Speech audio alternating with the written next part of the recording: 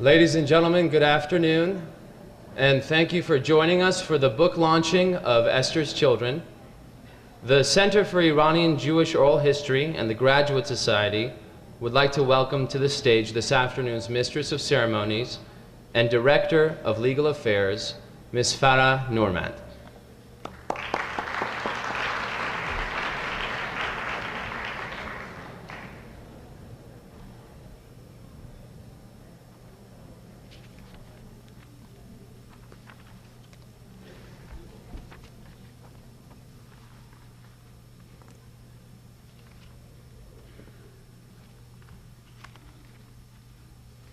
خانم‌ها آقایان، dear friends, welcome.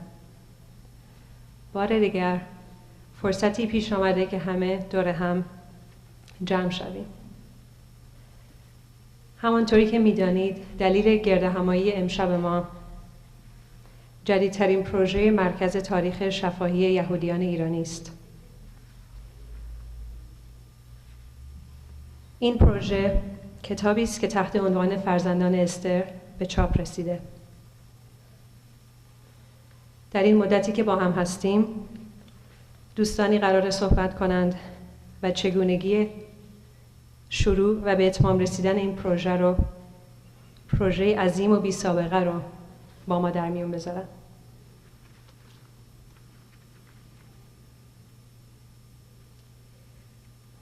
The objective of the Center for Iranian Jewish Oral History has been to build a bridge between the older generation and the future one through the middle or current generation. With the completion of Esther's Children, a portrait of Iranian Jews, together with the Graduate Society Foundation, we have taken an unprecedented and major step towards that objective. We thank you for joining us this afternoon as we celebrate the culmination of 4 years of research, creativity, dedication, and hard work. And now, a few words about the center.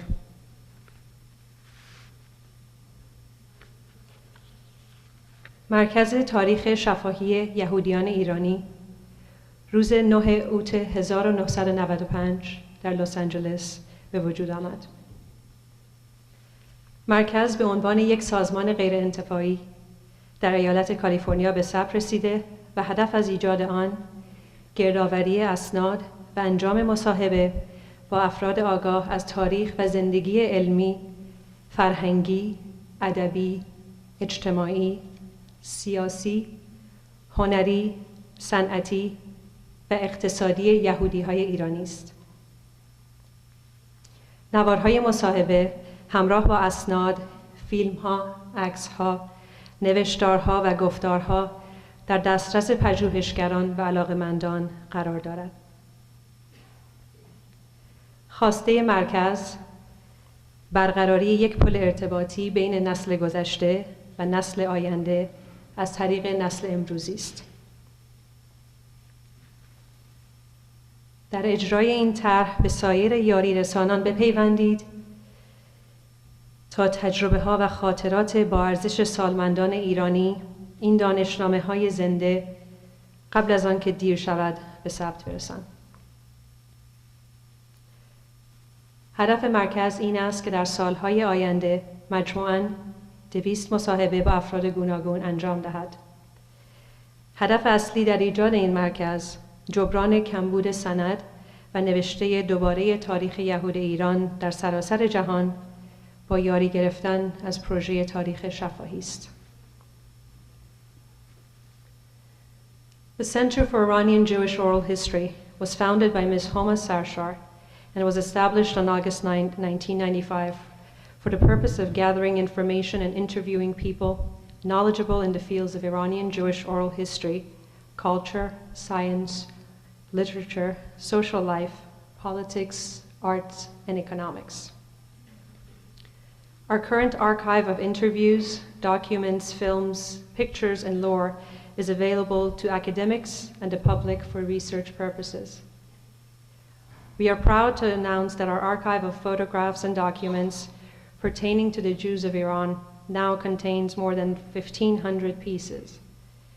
and our collection of taped interviews nears 100. In the future, we hope to establish a specifically allocated building in Los Angeles for the permanent maintenance and safekeeping of our growing archive. The center hosts an annual international conference to gather experts in the fields of Iranian Jewish history from all over the world. The material covered in each conference has been and will be published in consecutive volumes of the history of contemporary Iranian Jews. In addition to our conferences, we have had a series of film festivals featuring 13 documentary films we have produced and which are part of the center's archive.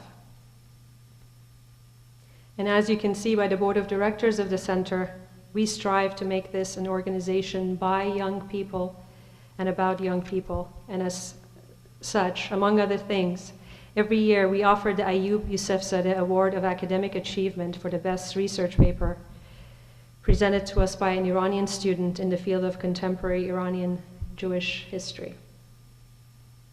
Our project is an ongoing one. Esther's Children is by no means the end of our efforts to memorialize history.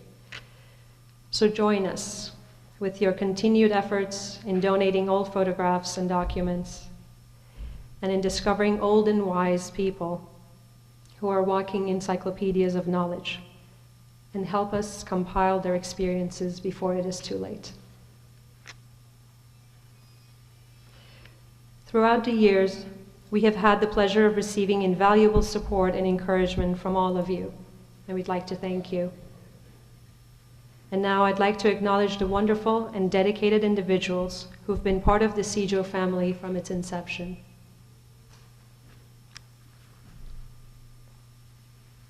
مرکز توسط هما سرشار بنیانگذاری شده و اعضای هیئت اجراییان دبی ادهمی، رکسانا جاوید، رکسانا رستگار، هما سرشار، هومن سرشار و فرح نورمند هستند. اعضای سابق هیئت مدیره یاس سعادتمند، سحر یونایی، ساندرا دلرحیم و آقای بیژن خلیلی, who are the previous board members. شورای مشاوران مرکز, the board of advisors, include شکرالله برابریان، کامران بروخیم، مایر بصیرت، منیژه پورنظریان، فرزین جواهریان، بیژن خلیلی، آوی داویدی، مینو زهابیان کوتال، ربای داوید شفت، ایرج صفایی، نورالله گبای، آقای نجات گبای، داوید بنشری، ازری نامبر، فریار نیکبخت و خانم پروانه یوسفزاده هستند.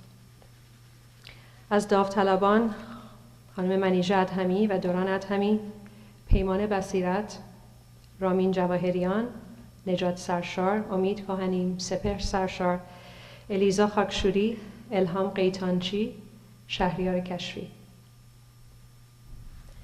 And throughout the years, the following individuals have provided service to us on a voluntary basis. خدمات حسابداری آقای حمید فانی from رامین فانی and نواختر. خدمات بیمه آقای بهروز میمند از میمند اینشورنس. عکاس و فیلمبردار آقای عباس حجت پناه. کارگردانی فنی از آقای بهمن مجلل و طراحی تارنما و یا وبسایت آقای فرزین جواهریان.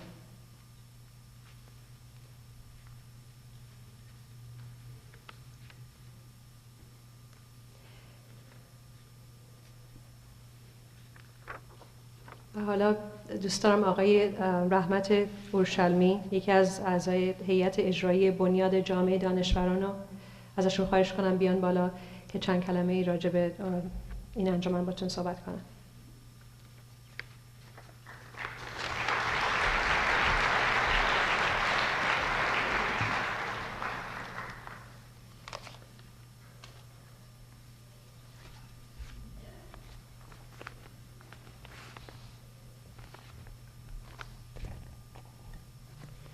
از اواخر قرن 19 تا امروز ما شاهد تحقیقات متعددی راجع به تاریخ و ادبیات و جنبه‌های گوناگون فرهنگ یهودیان ایران می باشیم. اگرچه آغاز این روند علمی به وسیله محققان و اساتید اروپایی آغاز گردید، طی 5 دهه اخیر محققان متعددی در اروپا و ایالات متحده و اسرائیل به جرگه این پژوهشگران اضافه گردیدند که آنان آثار ارزشمندی در رابطه با حیات معنوی و مادی و تاریخی یهودیان فارسی زبان از خود به جای گذاردند.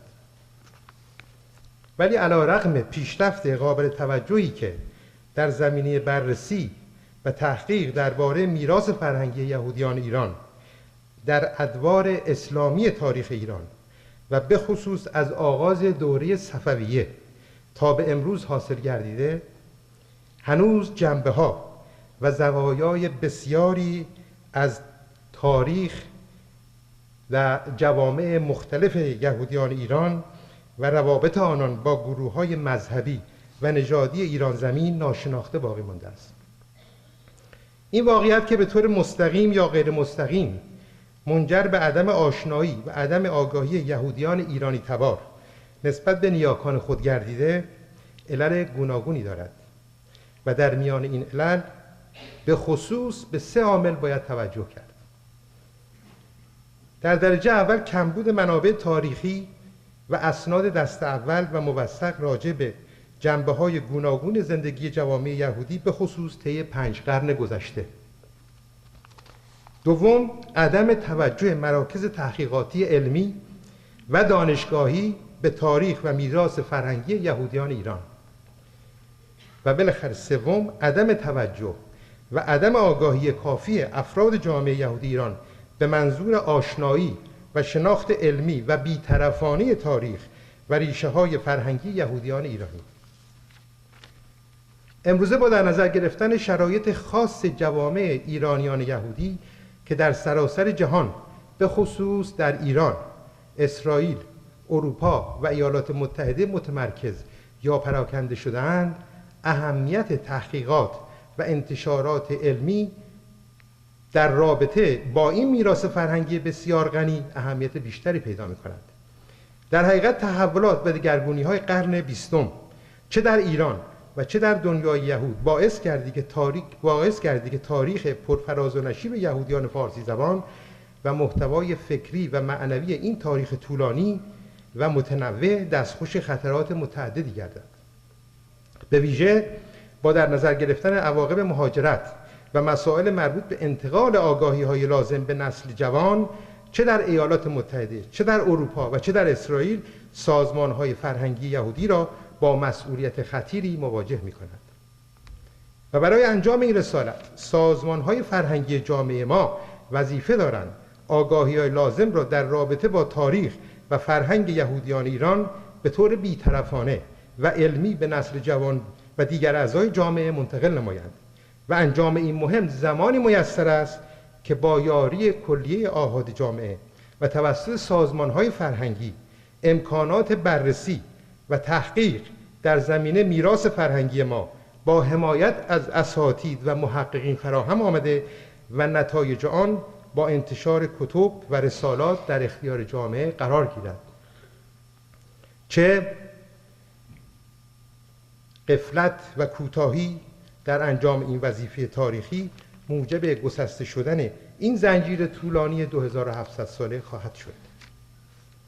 و اینک مرکز تاریخ شفاهی با داشتن اهدافی جهت ثبت حافظه ها و حفظ یادها و اندیشه ها تحت یک نظام پژوهشی و نیز جمع‌آوری و بررسی اسناد و مدارک موجود و تشکیل سمینارهای پربار و انتشار نتایج سمینارها از یک سو و بنیاد جامعه دانشوران که هدف و تشکیلات خود را بر اساس حفظ میراث فرهنگی و تحقیق و بررسی و انتشار تاریخ و فرهنگ و ادب یهودیان ایران بنا نهاده و در طی 10 سال حیات خود علاوه بر تشکیل جلسات متعدد علمی و فرهنگی و انجام امور اجتماعی در جهت حفظ آداب و سنن یهودی موفق به چاپ و انتشار 3 جلد پژوهشنامه یهودیان ایران به نام پادیابند به سردربیری پروفسور امنون نتسر استاد دانشگاه اورشلیم و نیز موفق به تهیه مقدمات چاپ و انتشار کتابی تحقیقی درباره یهودیان ایران در قرن 19 نوشته دکتر دیوید یروشلمی، استاد دانشگاه تل‌آویو، و همچنین مقدمات تهیه کتاب تحقیقی دیگری در رابطه با روابط علمای اسلام با یهود نوشته دانیل صدیق گردیده است که هر دو سازمان جهت چاپ و انتشار کتاب فرزندان استر دست همکاری و همیاری دادند و نتیجه این همکاری فرهنگی بجا و شایسته و زیبا کتابی است نفیس که برگه هویت ماست که امروز عرضه می شود. کار تدوین کتاب را مرکز تاریخ شفاهی با تحمل زحمات و صرف وقت فراوان به انجام رساند و چاپ و انتشار و انجام امور نهایی کتاب مشترکاً با نهایت همکاری و بلند نظری پایان پذیرفت. بدیهی است این همکاری و مشارکت بین دو سازمان به همینجا خاتمه نخواهد یافت و در پیمانی که بسته ایم با حمایت و پشتیبانی دوستداران فرهنگ و ادب در آینده نیز به انتشار کتب و رسالات تحقیقی و پژوهشی دیگری ادامه خواهیم داد. اهمیت گروه‌های فرهنگی مختلف چه در اروپا و چه امریکا بر این است که همکاری بین دو سازمان مرکز تاریخ شفاهی و بنیاد جامعه دانشوران را الگوی کار خود قرار دهند و با حمایت از اساتید و گروه‌های آکادمیک نسل محقق و پژوهشگری را تحویل جامعه دهند تا این سیر تحقیقی تداوم یافته و زوایای مختلف میراث فرهنگی 2700 ساله ما هرچه بیشتر مشخص و به رشته تحریر درآید.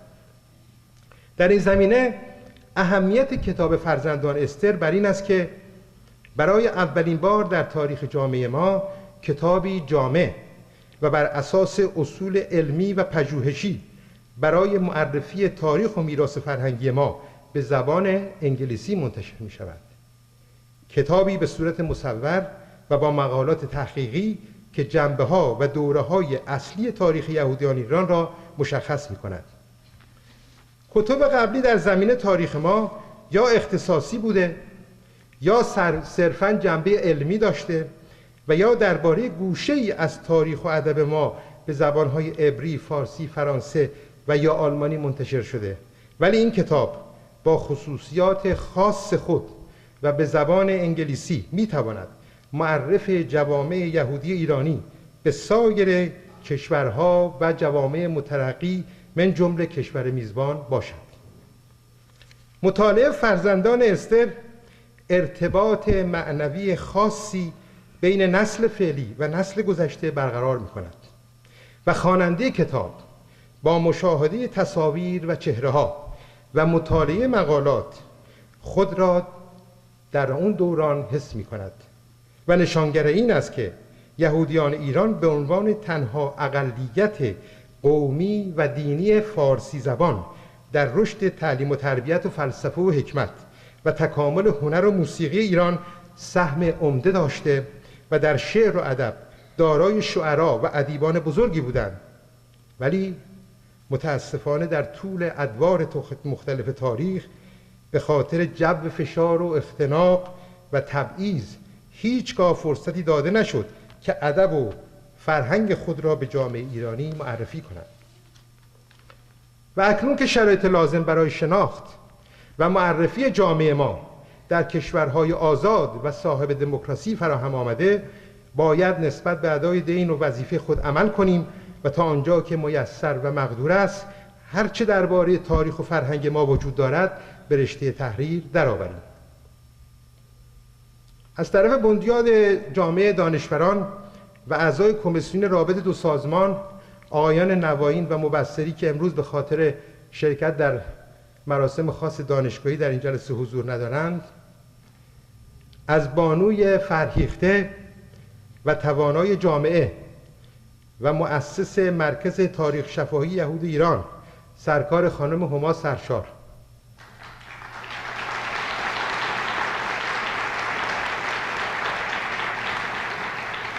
و از آقای دکتر هومن سرشار ادیتور کتاب که بار عمده کار تدوین کتاب را به عهده داشت، به خاطر زحمات بی‌شایبه و چند ساله آنان و نیز به خاطر ایجاد روابط فرهنگی و روشنفکرانه آنان با بنیاد جامعه دانشوران و همچنین از همکاری صمیمانه خانم فرح نورمند و خانم دبی ادهمی و سایر اعضای فعال برد مرکز تاریخ شفاهی کمال تشکر را دارم.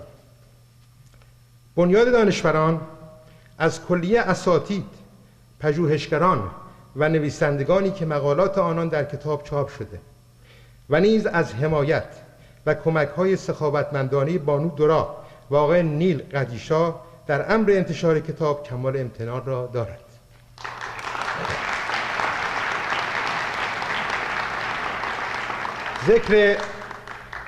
ذکر این نکته را ضروری می‌دانم که فرهنگ یهودیان ایرانی امتزاجی است از ریشه‌های دو فرهنگ بسیار غنی ایرانی و یهودی که نتیجه 27 قرن اقامت و همزیستی مسالمت‌آمیز در ایران بوده است.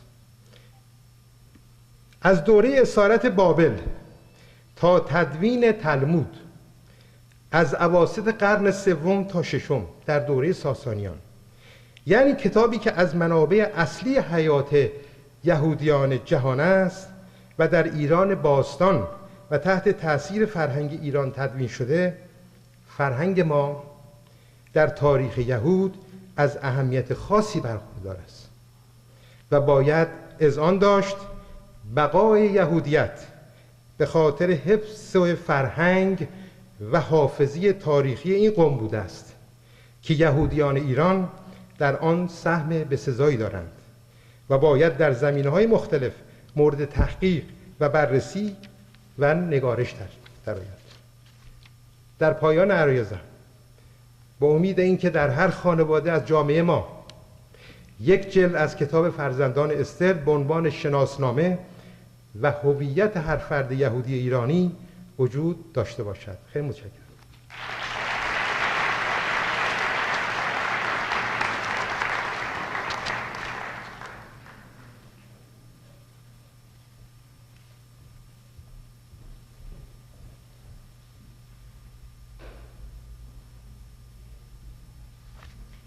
لطفاً اگر پیجر و یا تلفنتون روی وایبریتینگ مود نیست یا خاموش کنین یا روی پالس بذارین.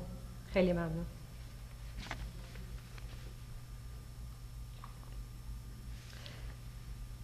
Roxana Rastegar Kashfi is here to talk about how our photo archive was compiled.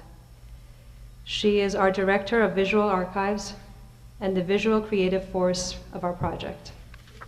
Roxana Rastegar.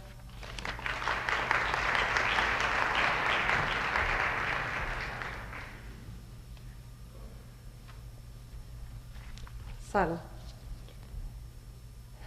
طی 7 سالی که از تشکیل مرکز تاریخ شفاهی یهودیان ایرانی می‌گذرد، ما با افتخار فراوان شاهد یاری معنوی و مالی بسیاری از علاقه‌مندان به اجرای طرح مصاحبه‌ها، گردآوری عکس‌ها و اسناد و سایر فعالیت‌های مرکز بودیم. دامنه این فعالیت‌ها تا چند مؤسسه و دانشگاه از جمله دانشگاه تل‌آویو، مؤسسه شوا به سرپرستی استیون سپیلبرگ، موزه و مرکز فرهنگی اسکربال، UCLA و مراکز پژوهشی معتبر چون موزه دیاسپورا و انستیتوت تحقیقاتی دیاسپورا وابسته به دانشگاه تل‌آویو کشیده شده است. در آرشیو مرکز تا این تاریخ عکس‌ها و اسناد گردآوری شده از رقم 1700 و مصاحبه‌های انجام شده از مرز 90 می‌گذرد. همزمان کار گردآوری شیراها، آوازهای سنتی و متل‌ها که بخش قابل توجهی از فرهنگ عامیانه یهودیان شهرستان‌های ایران است، نیز ادامه یافته و هر روز از سوی علاقه‌مندان نواهای شنیدنی و ترانه‌های گوناگون به این مجموعه اضافه می‌شود. برگزاری نمایشگاه عروسی سنتی یهودیان ایرانی و ایجاد غرفه ایرانی در موزه و مرکز فرهنگی اسکربال در لس آنجلس با یاری گرفتن از علاقه‌مندان و اهدای وسایل لازم به انجام رسید.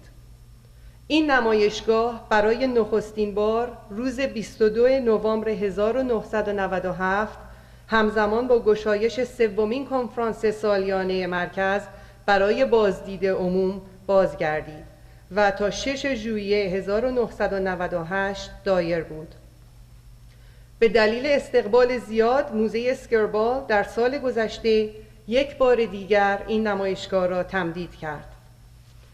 در بخش مستندسازی و آرشیو فیلم مرکز طی سالهای گذشته مستندهای مرتضی نیداوود، مشفق همدانی، میرزا سلیمان حیین، یونا دردشتی، یادگار عمر حاخام یدیدیا شفت، فرزندان استر یهودیان در ایران امروز، مدرسه اتفاق، بناهای یهودی در ایران، سرای سالمندان و شیراهای شهرستانهای مختلف ساخته شده است. در آرشیو فیلم‌های مستندی که از سوی سازمان‌های دیگر به مرکز هدیه شده است، فیلم‌های عروسی‌های مشهد، حکایت یهودیان ایرانی در اسرائیل، پرورش یک مرد، مادری برای شمسی، ریشه‌ها، داستان‌ها و سنت‌های یهودیان ایران، نوری خرازی و شمسی حکمت موجود است. در میان گروه زیادی از کسانی که به غنی شدن این آرشیو یاری رساندند و از آنها بسیار سپاسگزاریم، باید از چند نفر به نام قدردانی کنیم که بدون کمک آنها آرشیو مرکز هرگز به این عظمت نمی رسید. من اسامی را می خونم، اگر در بین جمع هستن لطف کنن و بیستن. خانم مینو کوتال، آقایان فریار نیکبخت، ایرج صفایی، رحمت رحیمیان، مهندس جهانگیر بنایان، پروفسور لورنس لوب، بهناز دیلمانیان که یاری بیدریغ او دسترسی ما را به آرشیو ارزشمند مرکز مشهدی‌های نیویورک را آسان کرد. کینوت سپیکر امروز خانم جینا نهایی هستند که حتما اسمشون برای همه آشناست و احتیاج به معرفی ندارن. من یه چند خط بسیار کوتاه از بایه‌ای که دادن براتون میخونم. Gina Nahai was born in Iran and educated in Switzerland and the United States. Since the publication of her first novel, the award-winning Cry of the Peacock, she has been hailed as one of the strongest new voices in fiction. Her complex and entertaining second novel, Moonlight on the Avenue of Faith, is a dark and realistic history of an Iranian family in the 20th century. Her latest book is Sunday's Silence. She's a frequent lecturer on Iranian Jewish history and the topic of exile. Ms. Gina Nahai, please come.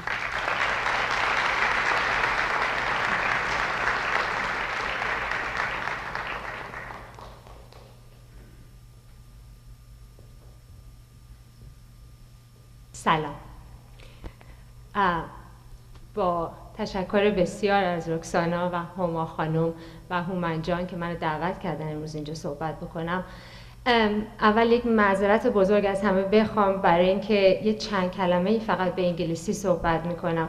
فارسی بلدم مسلماً، ولی در حضور بزرگانی که اینجا هستن با فارسیایی که اونها صحبت میکنن، از خود خانم سرشار all the way down تا رکسانا، جرأتشو ندارم در حقیقت که به فارسی چیزی بگم که اشتباهات منو نگیرن برام. یه 5 دقیقه اگر اجازه بدین فقط به انگلیسی.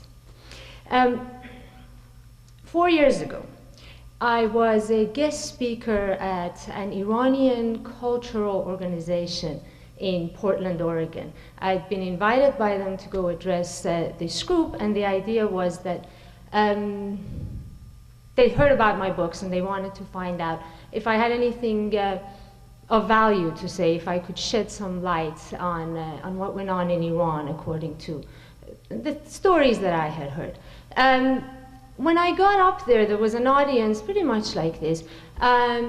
No Jews among them, mostly Muslims, people in their 30s and 40s, very well educated, all professionals, doctors and dentists and so on. People who'd lived in this country for many years, but who'd been born and raised in Iran, who presumably had had Jewish friends and neighbors and classmates and colleagues.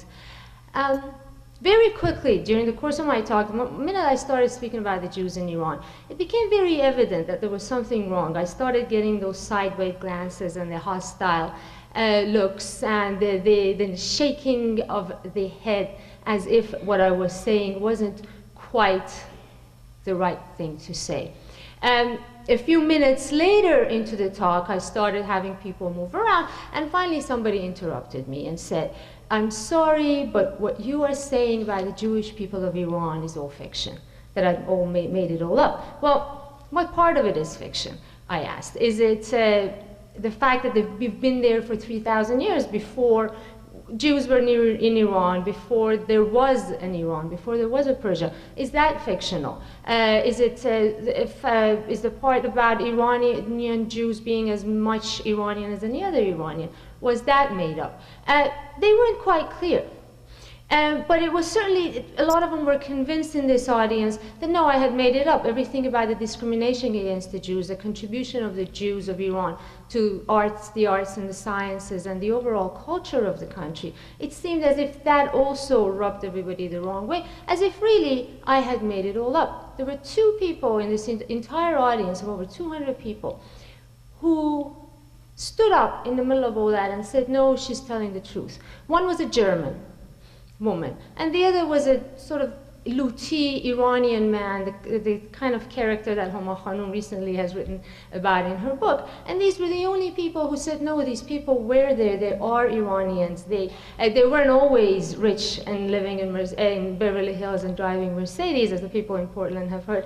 And this is true. Everybody else in the audience then turned to me and said, if that is the case, where is your proof? خانم مدرک شما کجاست؟ Right? Now, I came back to LA to find there was this huge debate raging on the internet. There are all these Iranian websites, I'm sure you all know. And there's this debate going on about, here's this Iranian Jew having made up 3,000 years of history of her people with the sole purpose of getting rich off of this story. I'll tell you one thing, if you know about writing, it's not the fastest way to get rich, that's for sure.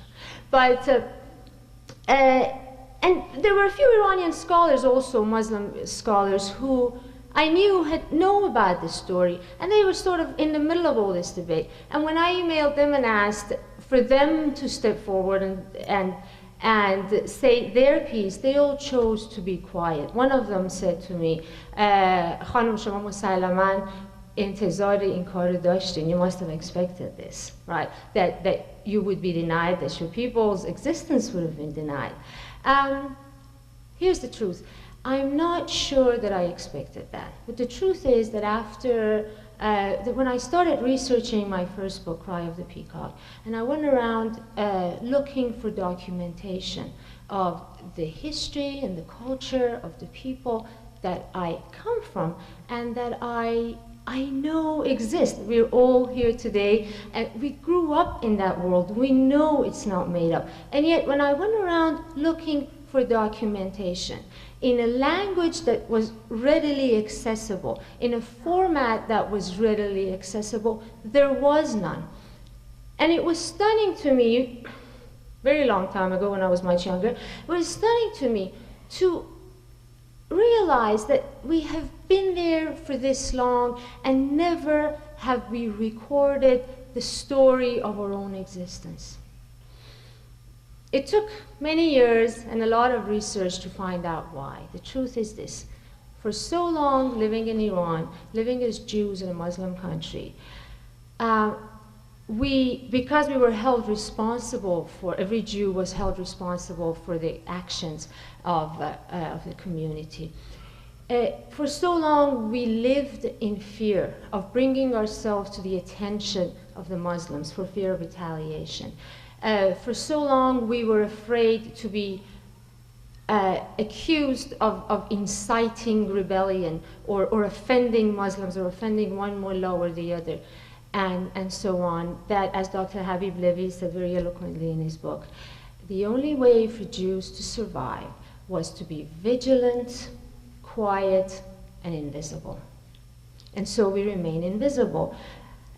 Much more recently with the events in the Middle East, the Arab-Israeli conflict, I have experienced the same story again. I'll do interviews with American media, and there are all these pundits and talking heads all the time talking about what's been going on with Israel in the last 50 years, as if this is something new, as if the conflict between Muslims and Jews in that part of the world is really there because of the 0.1% or less of the land, of the entire land of that region that Israel occupies. And when I tell them, no, this is not true, no, you should see what's happened to the Jews historically all the time in that region, there are these blank looks once again, and here are these reporters, these very well-educated people who once again say to me, if this is true, if this really did happen to Jews even before Israel became a state, even before there were tanks that went into Jenin and so on. Again, the answer is, well, do you have any documentation of that? Do you have any proof of that? Well, here's the good news. Yes, the proof is right here.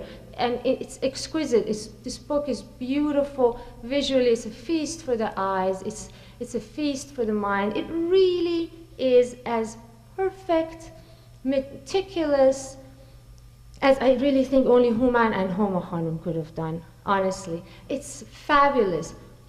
But that's not all. That's not what's great about it. It's true, yes, it's recorded our history. It's true that once and for all, there is a document that can put an end to the myth of Iranian Jews not being Iranians, or Iranian Jews having been guests in this country trying to get rich so that they could export their money out of the country. All of that is great. But that's not the great value of this book. The best thing about this book is that for the first time in 3,000 years, we as a people have found the courage and the voice to stand up and say, we're here. This is what we were like, this is what we are like. We're a diverse community. We're not, as a lot of other Iranians think, or as a lot of Jews among us think, only one kind of person, that we have different ways of life, we have different beliefs, each of us has our own way. And that's what's fabulous about the publication of this book, is the fact that we have that voice. Thank you so much.